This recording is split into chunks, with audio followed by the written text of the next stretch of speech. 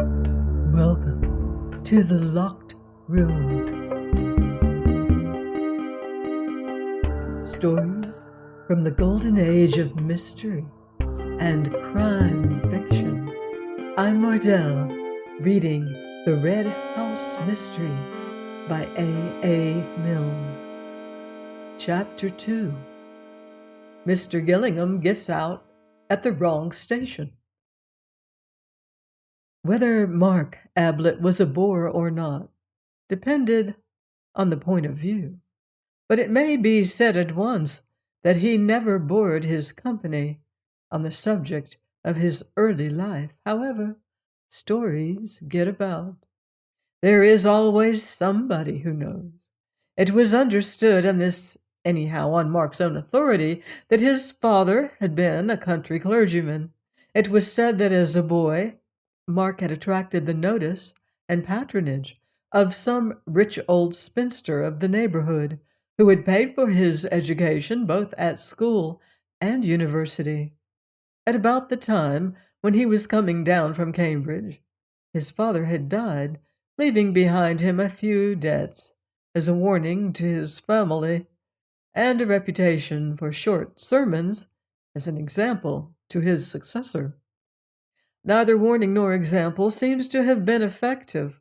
Mark went to London with an allowance from his patron, and, it is generally agreed, made acquaintance with the money lenders. He was supposed by his patron and any others who inquired to be writing. But what he wrote, other than letters asking for more time to pay, has never been discovered. However, he attended the theaters and music halls very regularly, no doubt with a view to some serious articles in the Spectator on the decadence of the English stage. Fortunately, from Mark's point of view, his patron died during his third year in London and left him all the money he wanted. From that moment, his life loses its legendary character and becomes more a matter of history. He settled accounts with the money lenders, abandoned his crop of wild oats to the harvesting of others, and became in his turn a patron. He patronized the arts. It was not only usurers who discovered that Mark Ablett no longer wrote for money. Editors were now offered free contributions as well as free lunches. Publishers were given agreements for an occasional slender volume in which the author paid all expenses and waived all royalties. Promising young painters and poets dined with him, and he even took a theatrical company on tour, playing host and lead with equal lavishness. He was not what most people call a snob. A snob has been defined carelessly as a man who loves a lord, and more carefully as a mean lover of mean things, which would be a little unkind to the peerage if the first definition were true. Mark had his vanities, undoubtedly, but he would sooner have met an actor-manager than an earl. He would have spoken of his friendship with Dante, had that been possible, more glibly than his friendship with the Duke. Call him a snob if you like, but not the worst kind of snob, a hanger-on, but to the skirts of art, not society, a climber, but in the neighborhood of Parnassus, not Hay Hill.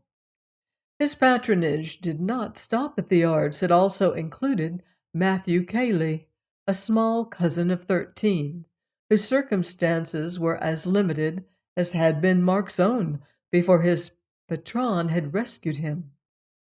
He sent the Cayley cousin to school and Cambridge. His motives, no doubt, were unworldly enough at first, a mere repaying to his account in the recording angel's book of the generosity which had been lavished on himself, a laying up of treasure in heaven.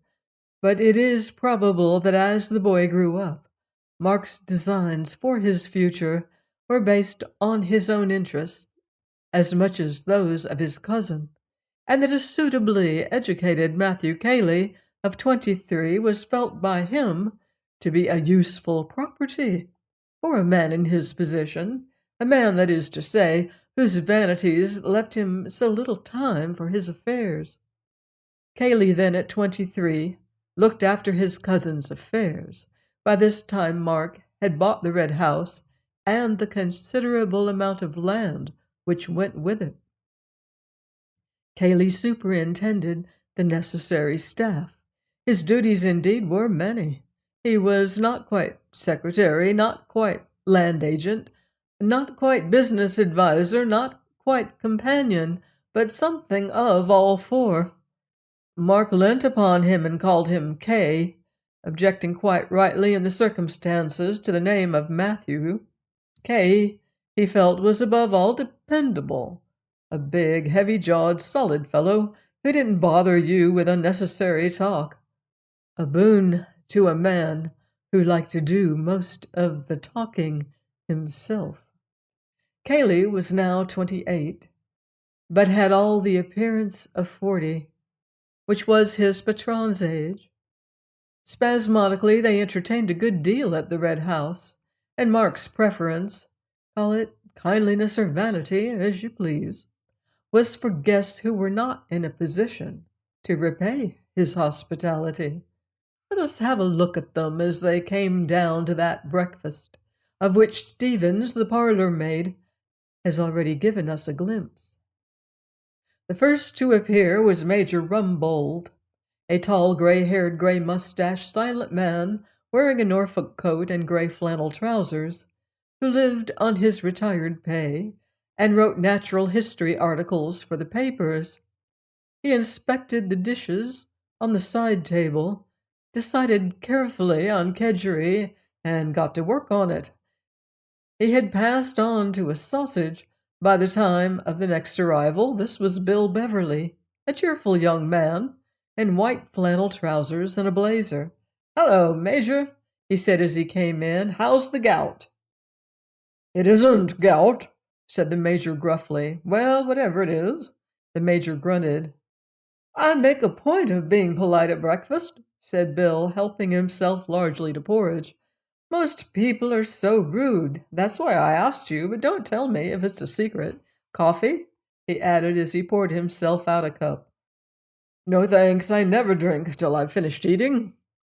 "Quite right, Major, it's only manners." He sat down opposite to the other. "Well, we've got a good day for our game. It's going to be dashed hot, but that's where Betty and I score. On the 5th green, your old wound, the one you got in that frontier skirmish in '43, will begin to trouble you. On the 8th, your liver, undermined by years of curry, will drop to pieces. On the 12th, oh, shut up, you ass. Well, I'm only warning you. Hello, good morning, Miss Norris. I was just telling the Major what was going to happen to you and him this morning. Do you want any assistance, or do you prefer choosing your own breakfast?" "Please don't get up," said Miss Norris. "I'll help myself." "Good morning, Major." She smiled pleasantly at him. The Major nodded. "Good morning. Going to be hot?" "As I was telling him," began Bill, "that's where—" "Hello? Here's Betty." "Morning, Cayley." Betty Calladine and Cayley had come in together. Betty was the 18-year-old daughter of Mrs. John Calladine, widow of the painter, who was acting hostess on this occasion for Mark. Ruth Norris took herself seriously as an actress, and on her holidays seriously as a golfer. She was quite competent as either. Neither the stage society nor the sandwich had any terrors for her. "By the way, the car will be around at 10:30, said Cayley, looking up from his letters. "You're lunching there and driving back directly afterwards, isn't that right?" "I don't see why we shouldn't have 2 rounds, said Bill hopefully. "Much too hot in the afternoon," said the Major. "Get back comfortably for tea." Mark came in. He was generally the last. He greeted them and sat down to toast and tea. Breakfast was not his meal. The others chattered gently while he read his letters. "Good God!" said Mark suddenly. There was an instinctive turning of heads towards him. "I beg your pardon, Miss Norris. Sorry, Betty." Miss Norris smiled her forgiveness, as she often wanted to say it herself, particularly at rehearsals. "I say, Kay!" He was frowning to himself, annoyed, puzzled. He held up a letter and shook it. "Who do you think this is from?" Cayley, at the other end of the table, shrugged his shoulders. How could he possibly guess? "Robert," said Mark. "Robert?" It was difficult to surprise Cayley. "Well?" "It's all very well to say well like that," said Mark peevishly. "He's coming here this afternoon." "I thought he was in Australia or somewhere." "Of course, so did I." He looked across at Rumbold. "Got any brothers, Major?" "No." "Well, take my advice and don't have any." "Not likely to now," said the Major. Bill laughed. Miss Norris said politely, "But you haven't any brothers, Mr. Ablett." "One," said Mark grimly. "If you're back in time, you'll see him this afternoon. He'll probably ask you to lend him £5. Don't." Everybody felt a little uncomfortable. "I've got a brother," said Bill helpfully, "but I always borrow from him." "Like Robert," said Mark. "When was he last in England?" asked Cayley. "About 15 years ago, wasn't it? You'd have been a boy, of course." "Yes, I remember seeing him once about then, but I didn't know if he had been back since." "No, not to my knowledge." Mark, still obviously upset, returned to his letter. "Personally," said Bill, "I think relations are a great mistake." "All the same," said Betty a little daringly, "it must be rather fun, having a skeleton in the cupboard." Mark looked up, frowning. "If you think it's fun, I'll hand him over to you, Betty. If he's anything like he used to be, and like his few letters have been, well, Kay knows." Cayley grunted. "All I knew was that one didn't ask questions about him." It may have been meant as a hint to any too curious to guest not to ask more questions, or a reminder to his host not to talk too freely in front of strangers, although he gave it the sound of a mere statement of fact. But the subject dropped, to be succeeded by the more fascinating one of the coming foursome. Mrs. Calladine was driving over with the players in order to lunch with an old friend who lived near the links, and Mark and Cayley were remaining at home on affairs. Apparently affairs were now to include a prodigal brother. But that need not make the foursome less enjoyable. At about the time when the Major, for whatever reasons, was fluffing his tee shot at the 16th, and Mark and his cousin were at their business at the Red House, an attractive gentleman of the name of Antony Gillingham was handing up his ticket at Woodham Station and asking the way to the village. Having received directions, he left his bag with the station master and walked off leisurely. He is an important person to this story, so that it is as well we should know something about him before letting him loose in it. Let us stop him at the top of the hill on some excuse and have a good look at him. The first thing we realize is that he is doing more of the looking than we are. Above a clean-cut, clean-shaven face, of the type usually associated with the Navy, he carries a pair of gray eyes which seem to be absorbing every detail of our person. To strangers, this look is almost alarming at first, until they discover that his mind is very often elsewhere, that he has, so to speak, left his eyes on guard while he himself follows a train of thought in another direction. Many people do this, of course, when, for instance, they are talking to one person and trying to listen to another, but their eyes betray them. Antony's never did. He had seen a good deal of the world with those eyes, though never as a sailor.